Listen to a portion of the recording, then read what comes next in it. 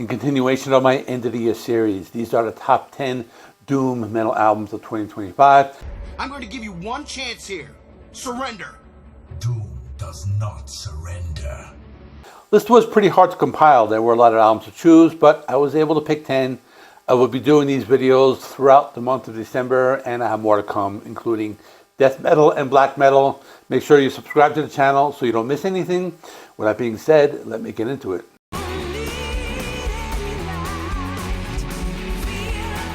Coming in number 10 is Avatarium with Between You, God, the Devil, and the Dead, released on January 24th, 2025 through AFM Records.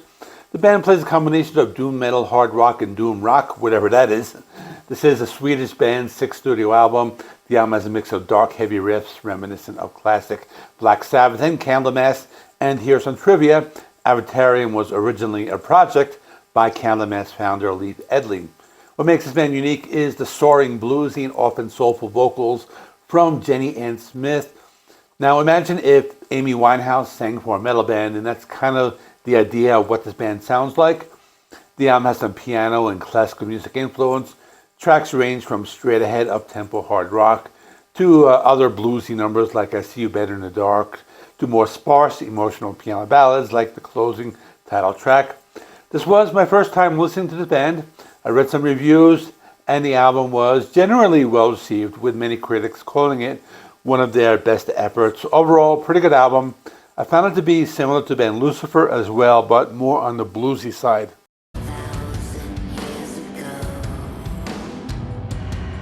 Coming in at number 9 is Frayle with Heretics and Lullabies, released on October 10th, 2025 through Napalm Records. The band plays doom, post-metal mixed with dark occult atmosphere. The album delivers a crushing yet haunting sound, combining big sludgy riffs with the soft, reverb-laden vocals of frontwoman Gwen Strang. The album is dark and emotional, perfectly suited for gothic and heavy music lovers alike. It's an atmospheric journey that combines crushing doom metal with some softer atmospheric moments. And here are some key tracks. Walking Wounded is a powerful opener, setting the mood with some spine-tingling harmonies combined with a heavy, slow-moving wall of sound. Summertime Sadness is a standout, doom-laden cover of the Lana Del Rey hit, and this transforms the original melancholy into something ritualistic and darkly beautiful. Boo is a mid-tempo sludge anthem that shifts between chilling, whispered lines and crushing, heavy guitar hooks, creating a sense of cinematic tension. Finally, Heretic serves as an absolute anthem, injecting a heavy rock edge with arena-ready drums for a defiant spiritual scope that makes it one of the album's most memorable and cinematic tracks. This was also my first time listening to the band, but I liked it a lot.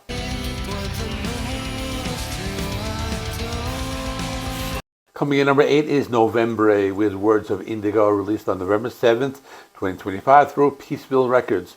The band plays progressive doom, death metal. The music is very big and dramatic, like sad, heavy rock, with lots of different parts and feelings. It mixes slow, powerful guitar sounds with vocals that range from death growls to clean singing. The album is like a long emotional journey that feels both dark and beautiful at the same time. Here are some key tracks. Sun Magenta is a great way to start, with the band's special guitar melodies and both the harsh and clean singing voices to set a serious mood. Statura moves at a strong pace and does a good job of mixing the doom metal, death metal, and rock sounds all into one song. House of Rain is a great track because it slows down, has a female guest singer, making it sound more dramatic like a rock song from a movie. Finally, Post Poetic goes back to the band's emotional and heavy rock roots, featuring those aching melodies and a powerful, heavy parts to end the album. Overall, not a bad album. It was another Italian band that was recommended to me earlier in the year when I was doing my Discovering Metal Bands series.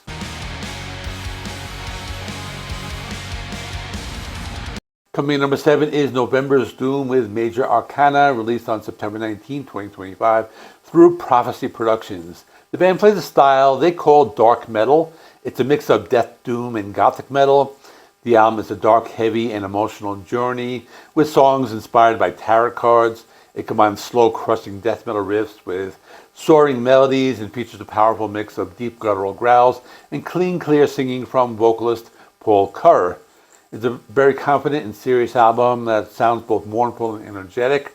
And here are some key tracks. Title track Major Arcana is a powerful anthem, built around heavy churning riff that leads into a chorus with a great soaring clean vocals. Ravenous is one of the album's heaviest tracks, focusing more on fast, aggressive death metal, pummeling, while still keeping a dark metallic core. Mercy is a slower, more emotional song that leans into the band's doom and gothic metal side, featuring a pleading, clean single and mournful guitar solo. Finally, Bleed Static is an epic track that perfectly blends all the sounds, featuring huge, slow gothic harmonies and powerful central melody that explodes like molten rock. I know they've been around for a long time. They are one of the first American death doom bands. This was the first album I had heard from them, and I like it.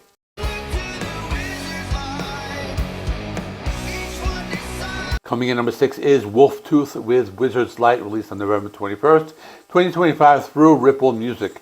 The band plays primarily heavy metal and doom metal with strong elements of stoner rock and metal, psychedelic rock, and new wave of British heavy metal influences. I heard a lot of Iron Maiden style guitar riffs on this album. The album is filled with classic riff-heavy doom stoner sounds with a distinct 80s heavy metal influence. In other words, the album has a sound that's both old school and modern. I read a few reviews comparing them to bands like Grand Magnus, The Sword, as well as classic bands like Black Sabbath and Iron Maiden. Some of the key tracks to check out are Wizard's Light, featuring a bluesy heavy rock intro that leads into a catchy chorus with some impressive guitar solos. There's also Darkened Path. The song was released as a single and has a driving, galloping rhythm, a prominent bass line, and twin harmony guitars. There's also Sightless Archer, featuring a powerful riffage and big crushing drums. There's also All Father, final track with great riffs, catchy rhythms, and a triumphant feeling. Overall, it was my first time listening to the band, but I liked it a lot.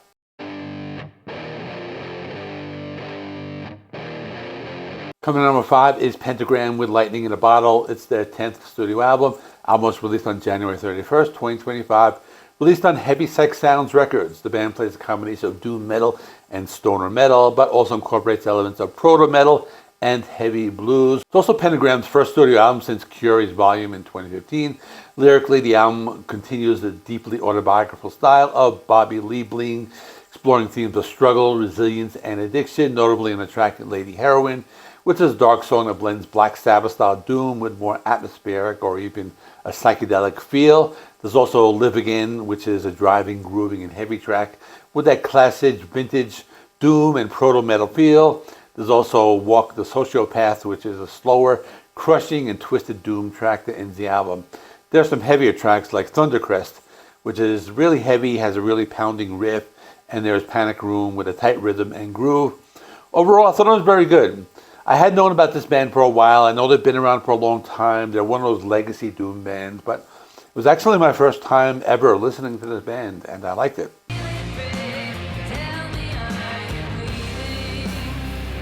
Coming in number 4 is Castle Rat with The Bestiary, released on September 19th, 2025 through King Volume Records in North America and Blues Funeral Recordings in Europe.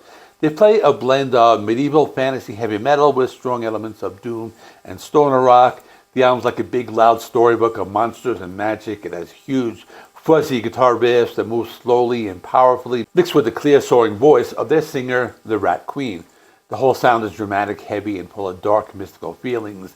There are some key tracks like Wolf One, Tooth and Blade. It's a really great, catchy, heavy song. It sets the mood with a big, simple groove and powerful singing.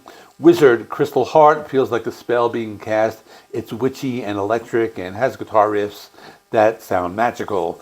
Siren, The Pull of Promise, starts with a slow, heavy, rocking riff before suddenly speeding up into a fast, headbanging part.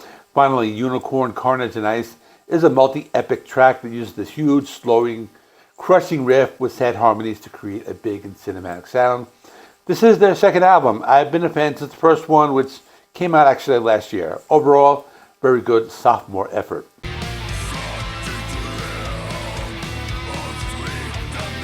Coming in number 3 is Hooded Menace with Lachrymose Monuments of Obscuration. It was released on October 3rd, 2025 through Season of Mist.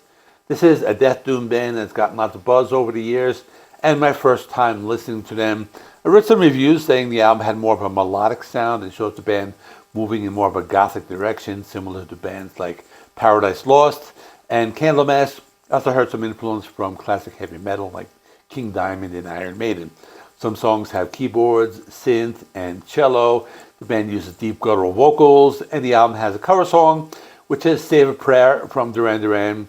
I usually don't like covers unless they add something new to the song, but I think this band was able to pull it off. There are some other key tracks, such as Pale Masquerade, which immediately follows the instrumental opener, Twilight Passages, and establishes the album's blend of heavy death doom with a newer gothic heavy metal influence. There's also Into Haunted Oblivion. This is the epic closer with the longest track of the album, which is close to 10 minutes. The track brings the elements together, the crushing death doom foundation, the mournful melodies, and the soaring classic metal lead guitar work. It's a grand finale that's praised for its complexity and emotional weight. Overall, I really enjoyed the album.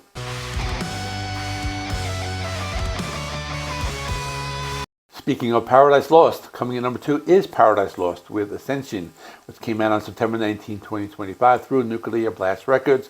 The band plays gothic metal and death doom. The album sounds very heavy and sad.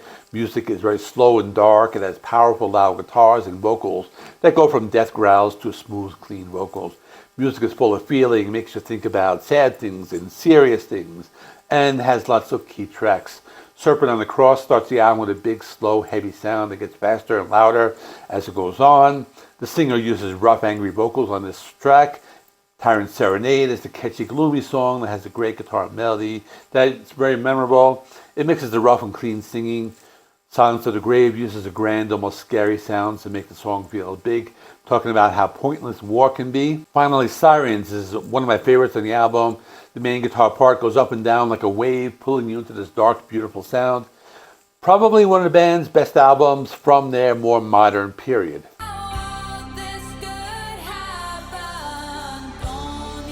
Coming in number 1 is Mesa with The Spin, released on April 11, 2025 through Metal Blade Records. This band is very unique. They call themselves Scarlet Doom and avant-garde doom metal. It's basically a blend of traditional doom, jazz, blues, progressive rock, and on this album they're adding some gothic rock. The album has a lot of influence from 80s gothic rock and dark wave, like Sisters of Mercy and Killing Joke. But with that being said, Mesa's signature diverse sound still present. Vocalist Sarah Biankin has a wide range of vocal styles. She goes from soulful, high-range melodies to whispered, eerie, gothic tones. Some of the key tracks include Void Meridian, an atmospheric opener that immediately sets a new gothic tone with its creeping synths and reverb-soaked guitars. There's also At Races, which is a powerful, catchy track with an addictive tempo and an energetic doom groove. My favorite song is The Dress, an 8-minute track with a dark, spacious verses, soaring chorus, and incredible middle section that features a duel between the eerie, jazzy trumpet solo and the lead guitar. There was Reveal, featuring a swampy acoustic slide guitar intro before shifting into a heavier, headbanging groove. And finally, Sacred Blood. It's the lengthy closer that brings back the crushing, lumbering doom feel, ending the album with a powerful, layered, built-up, and even some unexpected black metal-style shrieks. Overall, it's a great album. Another band I discovered when I did my series on Italian metal bands, my Discovering Metal Band series, and probably one of the best albums. That's all for this episode. I will be putting all of my best of 2025 videos in a playlist. I will add them as I make them, and I'm going to stick that right here. Make sure you subscribe to the channel. You don't miss any upcoming videos. My next videos will be death metal, black metal, and I will be doing a special episode of albums from mixed genres that don't really fit on the other lists, and they will be released all throughout December between now and Christmas. And thanks for watching. See you in the next one.